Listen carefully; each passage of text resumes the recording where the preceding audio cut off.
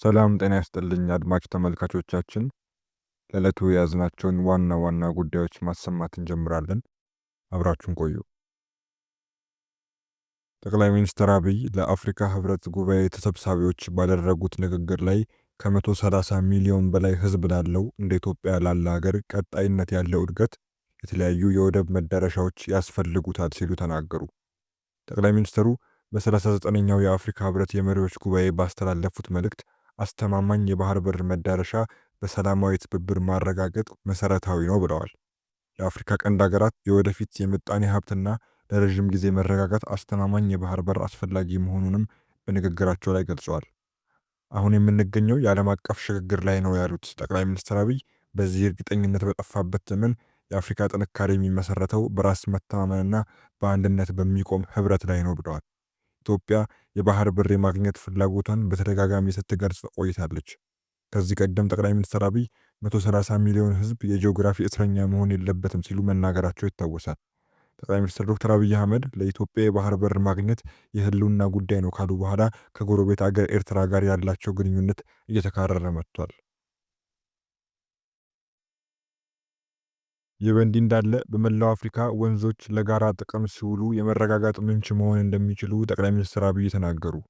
ጠቅላይ ሚኒስትር አብይ አህመድ በ39ኛው የአፍሪካ ጉባኤ ላይ ለተገኙ ተሰብሳቢዎች ውሃ ከሀብት በላይ ነው ካሉ በኋላ የእድገት መሰረት፣ የፈጠራ የመረጋጋት መነሻ ነው ብለዋል። የአፍሪካ ህብረት የመሪዎች ጉባኤ ዘላቂ የውሃ አቅርቦትና ደህንነት የተጠበቀ የንጽህና አጠባበቅ ስርዓቶችን ማረጋገጥ ለአጀንዳ 2063 ግቦች ስኬታማነት በሚል መሪ ሐሳብ በመካሄድ ላይ ነው። ውሃ ከተሞቻችንን፣ ግብርናችንን፣ ጤናችንንና ሰላማችንን ይቀርጻል ያሉት ጠቅላይ ሚኒስትሩ ኢትዮጵያ ኃላፊነት የተሞላበት የውሃ አስተዳደር እድገትን በብልሃት ለመምራት ወሳኝ መሆኑን መማሯን በንግግራቸው ላይ ጠቅሰዋል። ታላቁ የህዳሴ ግድብ ለመኖሪያ ቤቶችና ለኢንዱስትሪዎች የኃይል አቅርቦት ምንጭ ከመሆኑ ባሻገር ወደ ጎረቤት ሀገራት በመላክ የውጭ ምንዛሬ ምንጭ መሆኑንም ጠቅሰዋል። ጠቅላይ ሚኒስትር አብይ አህመድ በ39ኛው የአፍሪካ ህብረት የመሪዎች ጉባኤ የመክፈቻ ስነ ስርዓት ላይ ባስተላለፉት መልእክት አፍሪካውያን ለውሃ ሀብትን በአግባቡ መጠቀም ከቻልን በአፍሪካ እድገት ከፍ ያለ ተጽዕኖ ማሳደር እንችላለን ብለዋል። ኢትዮጵያ ባለፈው ዓመት መጨረሻ ላይ አጠናቃ ያስመረቀችው ታላቁ የህዳሴ ግድብ ከ5000 ሜጋዋት በላይ የኤሌክትሪክ ኃይል ያመነጫል። ግብፅና ሱዳን በተደጋጋሚ በአባይ ወንዝ ላይ ኢትዮጵያ የገነባችው ታላቁ ህዳሴ ግድብ በምስራቅ የናይል ተፋሰስ ሀገራት ላይ ዘላቂ ስጋት ደቅኗል ሲሉ ይናገራሉ።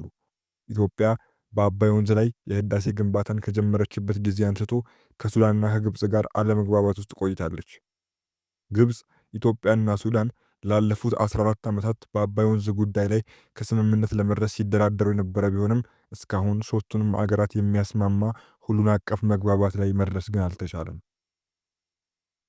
ከዚህ ጋር ተያይዞም የሶማሊያው ፕሬዝዳንት የአፍሪካ ሀገራት ማንኛውንም ጣልቃ ገብነት ውድቅ እንዲያደርጉ ጠየቁ። የሶማሊያ ፕሬዝዳንት ሐሰን ሼክ መሐመድ በትላንትናው ዕለት የአፍሪካ ህብረት አባል ሀገራት ዓለም አቀፍ ህግን የሚያዳክም ቀጠናውን የሚያናጋና በሀገራት መካከል ያለውን መተማመን የሚሸረሽር የውጭ አካላት የሚፈጽሙትን ጣልቃ ገብነትና የአንድ ወገን እርምጃ ሁሉ ውድቅ እንዲያደርጉ ጥሪ ያቀረቡ። ፕሬዝዳንቱ ይህንን ያሉት የካቲት 6 2018 ዓ.ም በአዲስ አበባ በተካሄደው የጣሊያን አፍሪካ ጉባኤ ላይ ነው።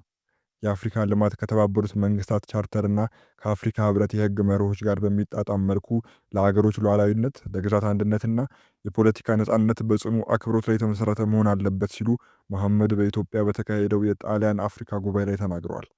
እነዚህ መርሆች ምኞት አይደሉም፣ ለጋራ ደህንነታችን መሰረት የሆኑ አስገዳጅ ቃል ኪዳኖች ናቸው ብለዋል። መሐመድ እስራኤል ሶማሊላንድን እንደ ሉዓላዊነት አገር እውቅና መስጠቷንም አውግዘዋል። እንዲህ ያሉት እርምጃዎች ይህንን መሰረት ለማፍረስ ብቻ የሚያገለግሉ ናቸው፣ ይህንንም በጥብቅ ማውገዝ አለብን ብለዋል። ጣሊያን በሶማሊያ የአፍሪካ ህብረት ተልእኮንና ሁለቱ ሀገራት በተለያዩ ዘርፎች ላይ ያላቸውን የጋራ ትብብር ታሪክ ስለምትደግፍ አመስግነዋል። የኢትዮጵያ መንግስት እስራኤል ለሶማሊላንድ ስለሰጠችው እውቅና እስካሁን ድረስ በይፋ ያለው ነገር የለም። ይህ በእንዲህ እንዳለ ጣሊያን የአፍሪካ ሀገራት በከባድ የአየር ንብረት ሁኔታ በሚጎዱበት ወቅት የዕዳ ክፍያቸውን እንዲያዘገዩ ልትፈቅድ ነው። የጣሊያን ጠቅላይ ሚኒስትር ጆርጂያ ሜሎኒ አገራቸው ከአፍሪካ ሀገራት መሪዎች ጋር በአዲስ አበባ ባደረጉት ጉባኤ በዕዳ አከፋፈል ላይ መነጋገራቸውን ገለጹ። ጠቅላይ ሚኒስትሯ የካቲት 6 በአዲስ አበባ ከአፍሪካ መሪዎች ጋር በነበራቸው ጉባኤ ወቅት አገራቱ በአስከፊ የአየር ንብረት ሁኔታ በሚጠቁበት ወቅት የሚከፍሉት ዕዳ እንዲቋረጥላቸው እንደሚያደርጉ ተናግረዋል። ሜሎኒ በአዲስ አበባ የተካሄደውን የጣሊያን አፍሪካ ጉባኤ ማጠናቀቂያ ላይ እንደተናገሩት ዛሬም ዳግም ለአፍሪካ ማዕከላዊ የሆነ ጉዳይ ላይ ያተኩረን ተነጋግረናል፣ ይህም ስለ ዕዳ ነው ብለዋል። ለጋራ ልማት ፕሮጀክቶች ብድርን የመለወጥ ሰፊ ተነሳሽነት ጀምረናል። ለዚህም በአስከፊ የአየር ንብረት ክስተቶች ለተጎዱት አገራት የዕዳ መክፈያ ጊዜያዊ እፎይታ የሚሰጡ አንቀጾችን ማስተዋወቅ ይጨምራል ብለዋል። ሜሎኒ በ39ኛው የአፍሪካ መሪዎች ጉባኤ ላይ ከተለያዩ የአፍሪካ መሪዎች ጋር በመሆን እየተሳተፉ ነው። ጠቅላይ ሚኒስትሯ በዚህ ንግግራቸው የቀረበው ምክረ ሀሳብ የዕዳ መክፈያ እፎይታ እንዴት ተግባራዊ እንደሚሆኑ ወይም የትኞቹ ሀገራት ተጠቃሚ እንደሚሆኑ የገለጹት ነገር የለም። ጣሊያን ከአፍሪካ ሀገራት ጋር የተለያዩ ትብብሮችን ታደርጋለች። በተለይ ሮም በአፍሪካ ሀገራት በኢነርጂ በግብርናና በመሰረተ ልማት ረገድ የረዥም ጊዜ አጋርነት ለመፍጠር አልማ የተለያዩ ስራዎችን እየሰራችም ነው። በመጨረሻም ኬንያ ከሶማሊያ ጋር ያላትን ድንበር ከ15 ዓመት በኋላ ዳግም ልትከፍት ነው።